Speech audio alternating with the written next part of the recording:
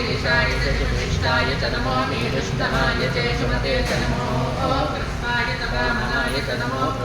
बृहते च वर्षेय च नमो वृद्धाय च समृद्धने च नमो अग्र्याय च प्रथमाय च नमः आसवे च जनाय च नमः आश्चेनाय च शुरधाय च नमः शूराय च गोविन्दने च नमो वर्मिणे च वरुद्धिने च नमो बिल्मिने च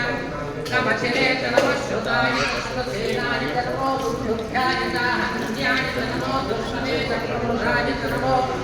भूताय च प्रहिताय च नमो निषङ्गिने च शुद्धिमते च नमस्तीक्ष्णे षडेताजिघ्ने वधाय च दूरे वधाय च नमो हन्त्रे च हनीयसे च नमो वृक्षेभ्यो हरिकेशेभ्यो नमस्काराय नमः शुम्भवे च मयोभवे च नमः शङ्कराय च महेश्वराय च नमः शिवाय च शिवतराय च नमस्तेभ्याय च कूल्याय च नमः कात्याय च भास्याय च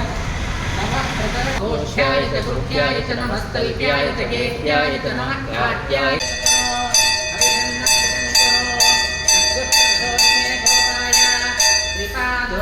चतुष्पदः